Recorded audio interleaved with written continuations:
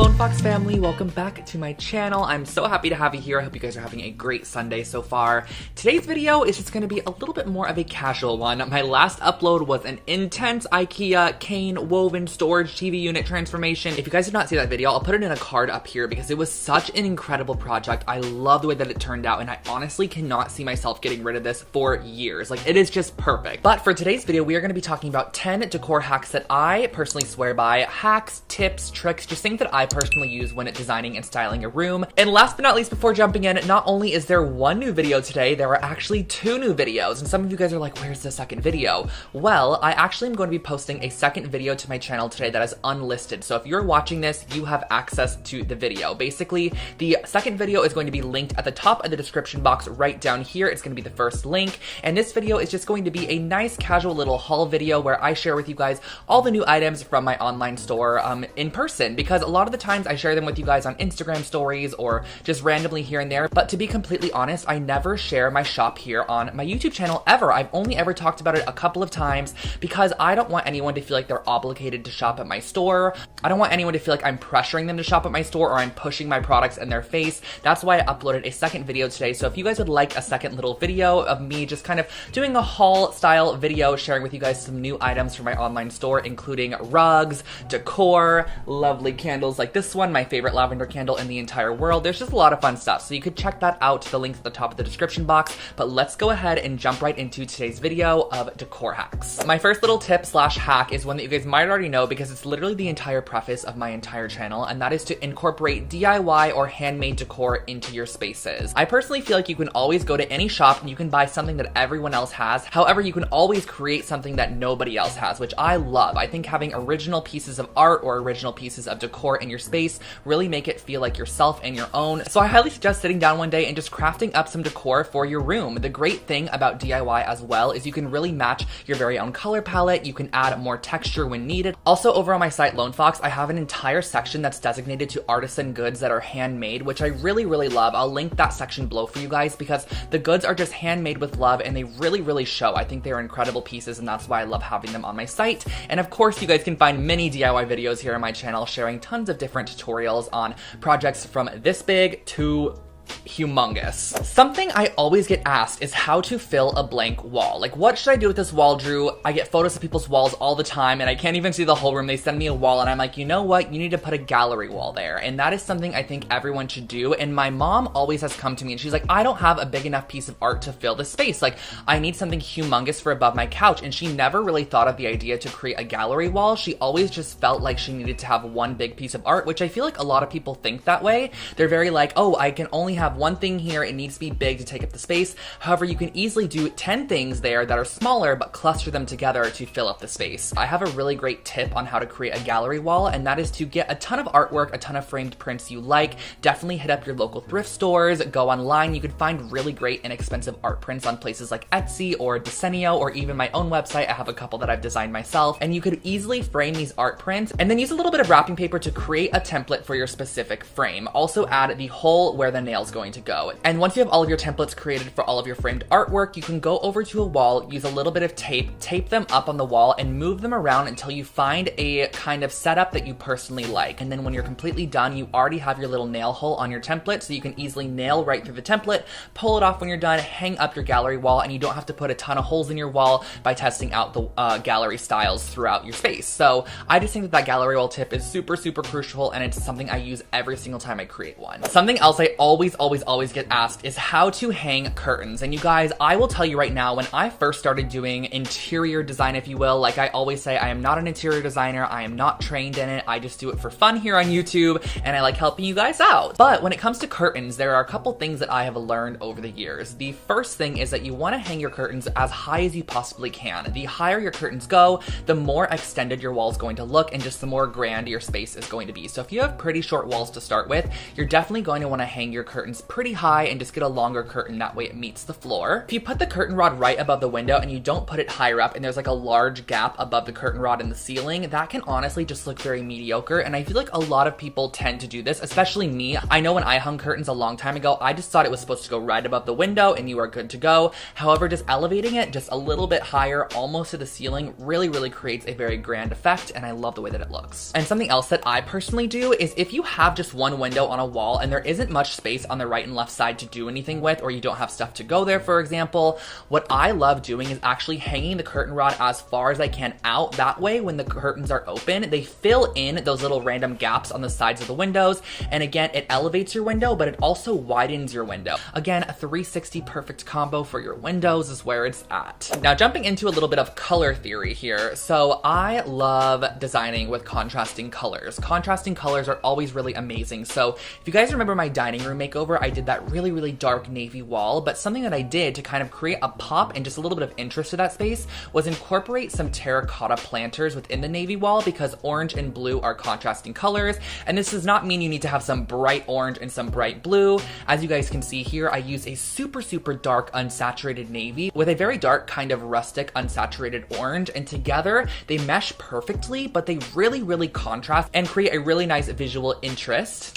No pun intended. Now I'm gonna go ahead and pop up a color wheel on the screen for you guys. So how you're gonna read this is the color that you're looking at. For example, let's say you want to design with the color yellow. Now the color opposite the color yellow is a contrasting color. So let's just say you want to go with like a marigold kind of sunflower yellow color, but you want to have a nice contrasting punch to the space. The contrasting color in this case is purple. So maybe including like an eggplant or an unsaturated purple tone could be nice. However, that kind of screams a little bit Lakers. Alongside red and green, scream very Christmas. So sometimes it doesn't work because the eye tends to think Christmas or think Lakers or think this or that. However, you can get away with it sometimes in the terms of how I did with the navy and the rustic orange. So think about contrasting colors when you're adding them to spaces. Another question I get asked quite a bit is about rug size. Now, rug size is totally determined on your personal space. So for a bedroom space, for example, I always think that the rug should go towards the end of the bed for sure. You never really want it going all the way up towards the top. It's just not aesthetically pleasing. So I like to put it about halfway underneath the bed at least. And traditionally, an 8x10 rug is always perfect for really any bed size, like a king bed or a queen bed. I actually have an 8x10 rug under my full-size bed. But if you do have a smaller size bed, you can definitely go with a 5x8, which will save you a bit of money. I feel like almost every living room typically needs a 6x9 or an 8x10 rug. Shameless plug, I have an entire line of rugs on my website now that are such incredible prices, you guys. They are amazing, and they come in like 5 different sizes as well. I absolutely love them. So if you're looking for a new rug, definitely check that out. But for a living room, I traditionally think an 8x10 rug is where it's at, if you have the space for it, because you're gonna want it to go a little bit underneath your couch. You're also gonna want any accent chairs to kind of rest on the edges of it, and then of course your coffee table is gonna go right in the middle of it. Something you guys see me always design with, whether it be faux or real, is plants. I absolutely love plants, and I think every single space always needs at least 2 plants. Like, plants are where it's at. They really add life to a space. They add vibrancy. They just add a bit of airiness always. I think they're so perfect. You can literally hate the color green, but you will never hate a plant in your space. Like, something about plants are almost neutral. Like, they're not even a color. Green is not there. It's just perfection. So I think plants are amazing for any space, and not only plants, but natural elements as well, such as wicker,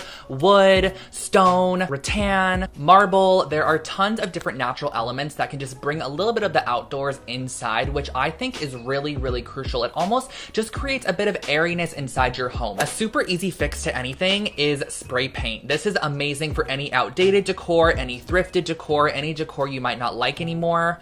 That kind of rhymed. Grab a bottle of spray paint. I'm going to link some of my favorite spray paints in the description box for you guys below. I love the Rust-Oleum Matte Farmhouse Black. That's one of my favorite ones. As many of you guys know, I'm obsessed with the terracotta spray paint I recently found, and I also have a couple of colors that I really love, which I'll link those below for you guys. An easy coat of spray paint is such a great way to give new life to a old piece of decor. So for example, maybe you have this little figurine, you don't really like it anymore. Give it a coat of copper spray paint or brass spray paint and make it look more metallized, supplies. You can even use spray paint to update furniture pieces, such as drawer pulls on a dresser. I spray painted the white legs on my IKEA desk and made them matte black to match the mirror that I also spray painted from IKEA. Let's say you need a little bit more of this color in your room or a little bit more of that color. You could spray paint a decor piece, plop it on the shelf, and there you go. Rolling into our next little tip, this is one that I also love using, and I think that it's super useful, it's practical, and it's pretty. And this is to add a mirror to a space. So let's just say, for example, you have a smaller bedroom or you have a room with only one window.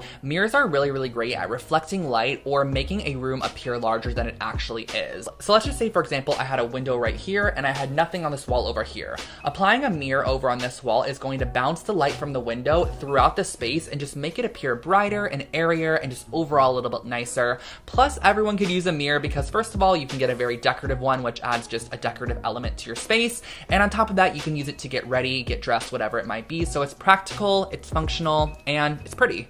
Jumping into our second but last tip, this one's a little bit more one that you kind of have to think about when you look at your space, so it might be a little bit more challenging. However, I swear to you, it is not. And this is to be decorate with odd numbers. That's part one of this. So let's just say you have a console that you want to decorate on, you want to put some things on top of it. I always feel like clustering decors in like 1, 3, 5, 7 odd numbers typically just appears better on the eye. It just looks better in my opinion. And also creating offset looks is really nice. So if you have one taller vase, don't get 3 tall vases, get a taller vase, a medium vase, and a small vase. And the second half of this tip, which kind of relates back to the other one, comes in when it comes to color. And this is using the rule of thirds to decorate with color. So let's say you have a living room and your primary colors in there are really earth tones. So you have tans, browns, whites and blacks, so on and so forth. But you also have an accent color of, let's just say, rust orange. That's like your color and you like it in the space. You kind of want to create at least a triangle with your decor. So let's just say you have a throw pillow here, you have an accent chair that's rust orange here. You also want a vase maybe over on the TV console that's also orange. That way you can kind of connect them all together and it looks a little bit more cohesive than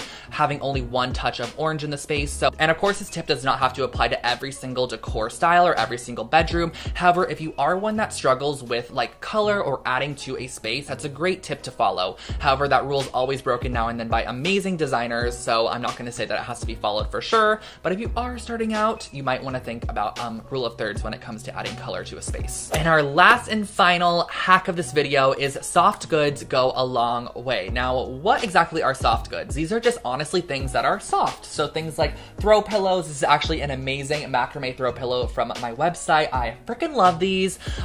Those are really, really great. You can just go all out with soft goods. Throw blankets, curtains, wall hangings that might have like a macrame touch to them, things like throw pillows. They're all really great to add to a space and it overall just makes the vibe a little bit cozier. So if you're looking at a room and you're like, this kind of just feels cold, it doesn't feel like an inviting space, typically you need some more soft goods or some more texture in that space. So incorporating something like a chunky knitted blanket. This one was from my friend Peony and Honey. She made this for me. It is so cozy and soft, but imagine this instantly elevates your couch, just makes it look a little bit more inviting, and then a couple of throw pillows and you are good to go. But guys, I feel like I've been talking for a long time. I hope that you enjoyed this video and I definitely hope it can give you a couple of tips and tricks when it comes to decorating your space in the future, whether it be a living room, a bedroom, a dining room. Now, do not forget that I posted a second video today. Again, it is going to be linked at the top of the description box below. It is just a casual little fun haul of all of the new items available on lonefox.com. And if you have not already checked out my online shop, it is lonefox.com. I'll link it below for you guys. I also have a blog over there that I post on at least once a week with additional content that you guys never even see here. I don't even think I've talked about my blog on the channel.